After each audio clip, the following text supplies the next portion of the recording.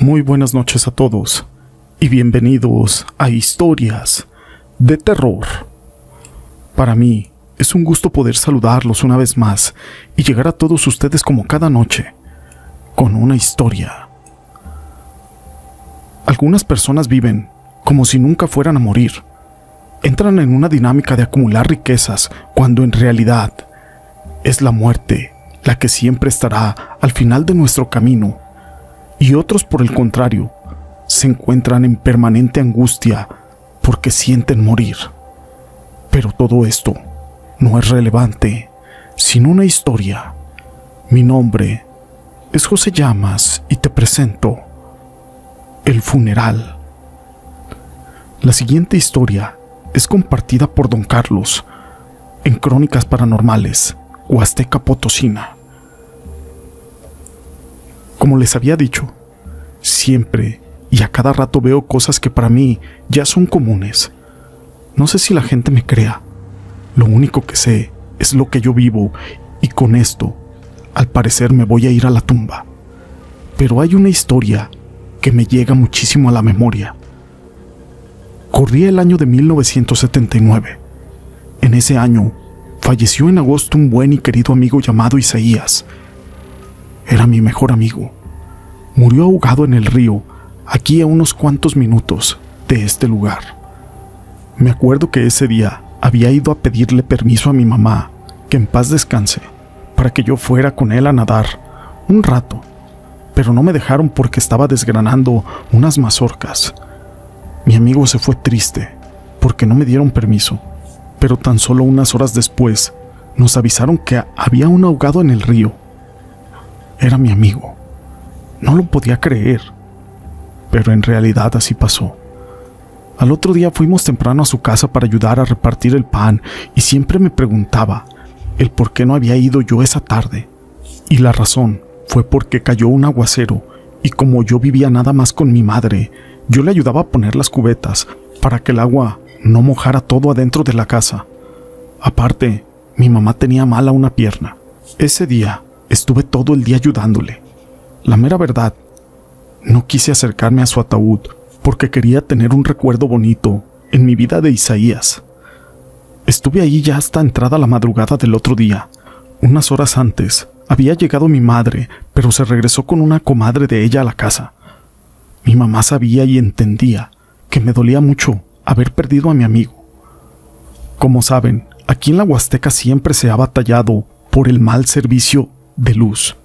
Y en aquellos años mucho más. No había luz.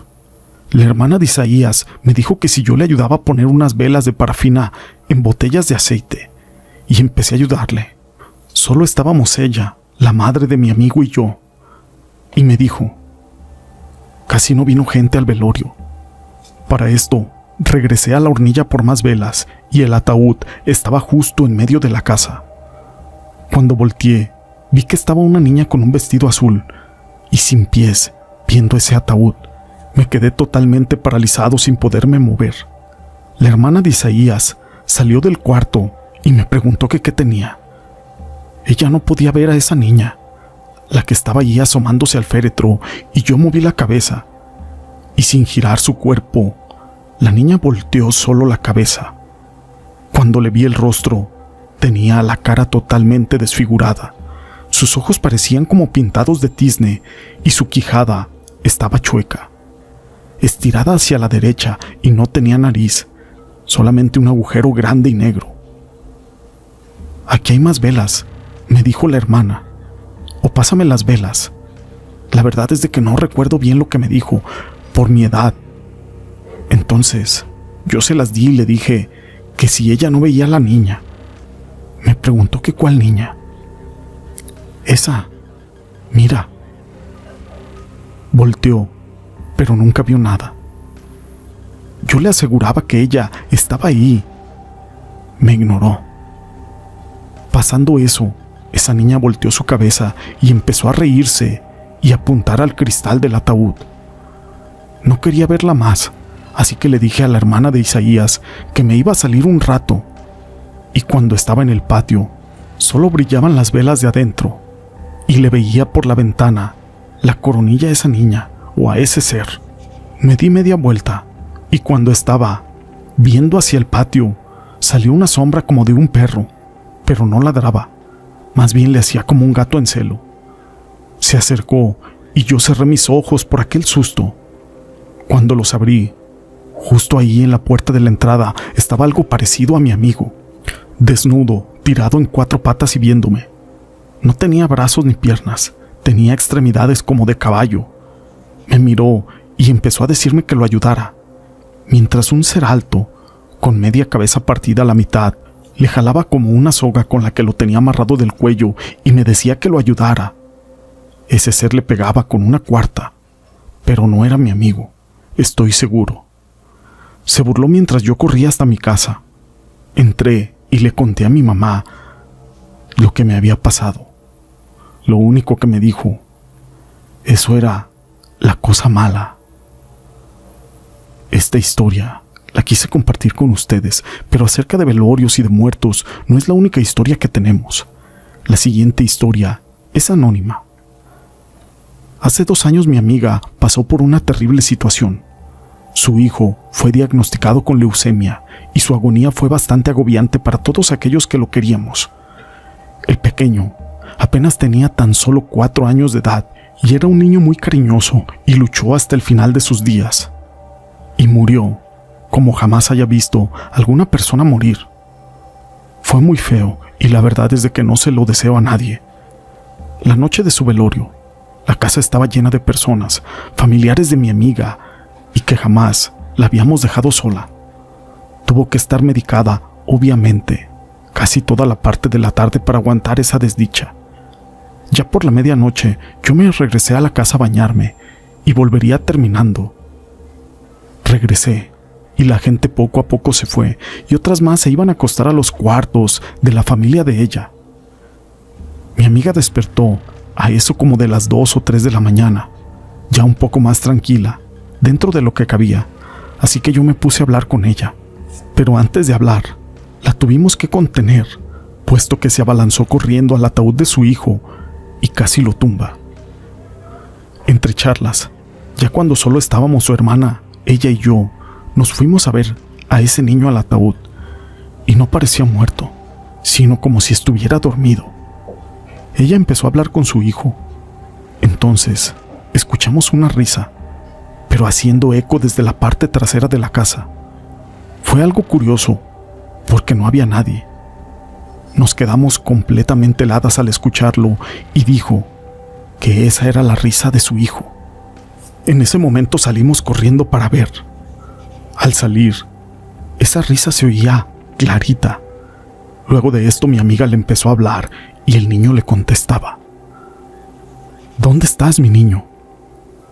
Eso le decía y esa voz le contestaba que detrás de unas ramas, porque había un zacatal alto por ahí. Mi amiga empezó a decirnos que era su hijo, mientras su hermana y yo intentábamos decirle que no, que su hijo estaba dentro de la casa. Es su alma, decía mientras esa voz le llamaba, pero de verdad le decía: mamá, ven. Mi amiga lo empezó a buscar hasta atrás, incluso se metió entre el zacatal alto y fuimos detrás de ella también, hasta que después de esas risas, ese llamado se convirtió en solo un grito ensordecedor y largo. Se escuchó, pero horrible. Nos quedamos paradas. Ese grito luego cambió por una voz que dijo: ya está en el infierno.